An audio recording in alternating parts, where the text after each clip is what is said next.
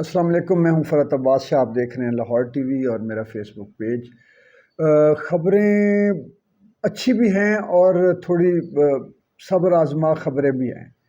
پہلی خبر تو آپ لے لیں کہ 2025 تک صورتحال کو کنٹرول کرنے کی کوشش کا منصوبہ ہے، بیرونی بھی اور اندرونی بھی۔ یہ آج میری بات پلے سے باندھ لیں، اور یہ خبریں جو ہے وہ اس طرح کی بہت زیادہ کوئی مستند نہیں ہوا کرتی۔ تجزیہ جو ہے وہ ہمیشہ میں کہتا ہوں کہ تجزیہ جو ہے چیزوں کو جوڑ کے ناک نقشہ کہاں ناک رکھنی ہے، آنکھ کہاں رکھنی ہے، یہ حالات مجھے نظر آ رہے ہیں۔ ابھی یہ الیکشن کو لے جا رہے ہیں، کوشش کر رہے ہیں کہ جی ستمبر، اکتوبر، نومبر وہاں چلا جائے، اور وہاں سے آگے پھر کوئی ایمرجنسی کی صورتحال کریٹ ہو، کوئی اور مسئلہ بنے تو پھر یہ وہاں سے اس کو لے کے جائیں اگلے سال تک۔ یہ جا کے ان سے جان چھوٹنی ہے پاکستان کی۔ نومبر دسمبر 2024 میں جا کے صورتحال کچھ اس طرح کی پیدا ہوگی، اور اس کے قریب کہیں آپ یہ آج بے شک نوٹ کر لیں کہیں۔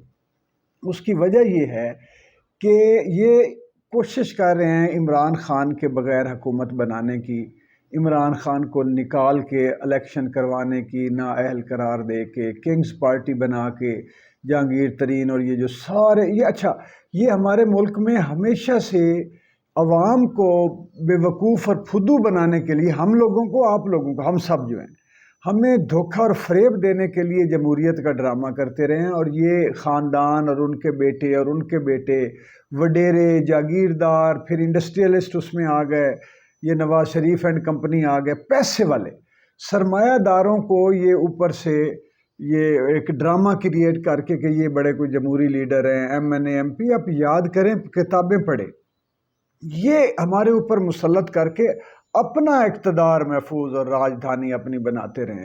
یہ سارا اس سرمایہ دارانہ نظام کا کنٹرول ہے۔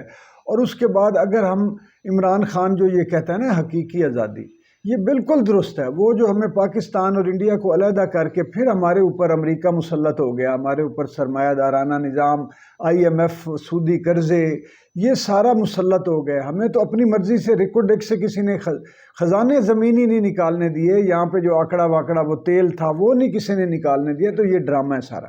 اب میں آپ کو یہ بتا رہا ہوں کہ ابھی جو ہے یہ توڑ پھوڑ کا سلسلہ مزید جاری رہے گا۔ پھر الیکشن اگر ہوتے بھی ہیں تو یہ دھاندلی نہیں ہوگی، اس میں ہوگا دھاندلا۔ لیکن ہونا یہ ہے کہ وہ الیکشن جو ہے وہ اتنا بری طرح ناکام ہونا ہے کہ ان سے اگلا کام چلنا ہی نہیں ہے۔ یہ جو ریپ والی سٹوری ہے، یہ جتنی باہر اس وقت پوری دنیا میں پاکستان ڈسکس ہو رہا ہے، اب آپ دیکھیں منافقت اسی سرمایہ دارانہ نظام کی کہ وہ جو باہر چیمپئن بنتے تھے جی ویمن امپاورمنٹ، ویمن، انہوں نے اربوں خربوں لگا دیے کہ ہم عورت کو طاقتور کرنا چاہتے ہیں، مرد جو ہے وہ غالب رہتا ہے، اس طرح سوسائٹی نہیں ہونی چاہیے، یہ عورت کا ایک کردار ہے۔ اب عورتوں نے دنیا میں جتنا بڑا رول ادا کیا ہے اس جد و جہد میں اور اس احتجاج اور مزاحمت میں، تسلط اور غلبے کے خلاف، پاکستان کے اندر پوری دنیا میں مثال نہیں ملتی۔ لیکن آج پورا ویسٹ وہ چپ ہے۔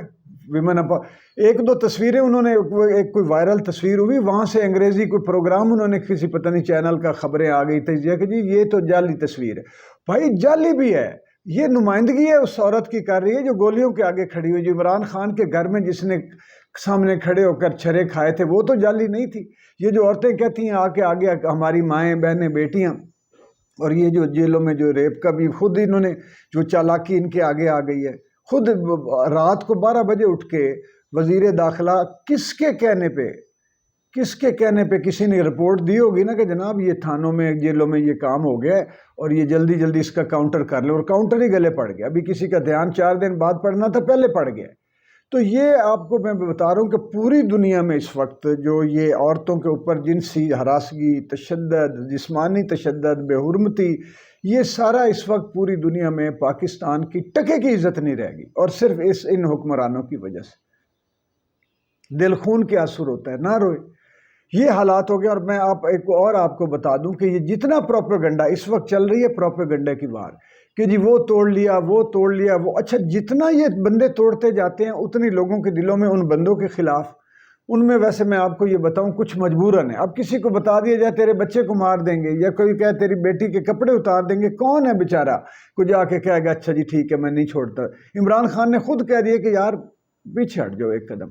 اب اگلی بات یہ ہے کہ بالکل نئی قیادت اور جو شیلی قیادت تحریک انصاف میں شامل ہونے جا رہی ہے، اور وہ قیادت جو کم از کم ان یہ جو ڈیپ سٹیٹ ادارے ہیں یا کوئی دوسرے یہ جو چال باز ہیں یا جو دوسری یہ بھی کمپنیاں ہی ہیں ایک طرح سے، پارٹیاں تھوڑی ہیں، نون لیگ ہو، پیپلز پارٹی ہو، وہ ان میں کم سے کم چانسز ہیں کہ وہ لوگ جو ہے ان کا کوئی اعلی کار یا جاسوس وہاں پہ بھرتی ہو سکے گا نزدیک. اور دوسرا یہ عمران خان کے ارد گرد جو انفلوئنسر تھے جنہوں نے کہا جی اسمبلی سے نکل جاؤ، بڑا اچھا ضروری ہے وفاقی اسمبلی سے استعفے دے دو، اس نے وہ دے دیے. پھر کہا جی یہ اسمبلیاں توڑ، آہستہ آہستہ کمزور کیا، حکومت سے نکالا اور اس کے بعد قابو ہو گئے. یہ انفلوئنسر عمران خان صاحب کو بھی چاہیے کہ اب پھونک پھونک کر قدم رکھیں. ماتم کیا ہے میں نے کہ یہ ٹیم غلط ہے، ماتم کیا ہے، لیکن یا تو ان کے ارد گرد کے لوگ ان کو نہیں بتاتے رہے. میں کسی سے ویسے ملنے جلنے سے فارغ ہوں، میں جاتا ہی نہیں کسی سیاستدان کے پاس، چاہے وہ اپنا بھی ہو. وہ سپورٹ کرتے ہیں، ہم نظریے کے ساتھ بھی کھڑے ہیں. اب حقیقی جو نظریہ ہے، حقیقی نظریہ یہ ہے کہ بہت طاغوتی طاقتیں اور اس میں یہ سرمایہ دارانہ نظام ہے، یہ اربوں خربوں روپے لگا کے ملکوں کو مفلوج کیا ہوا ہے. لیکن اب جان ہماری دو طرح سے چھوٹنے جا رہی ہے. ایک تو امریکہ کو پے در پے شکست ہوگی، اور چین اس وقت اگلی خبر میں آپ کو دے دوں، چین کو یہ نہ سمجھیے گا کہ وہ چپ کر کے بیٹھا ہو.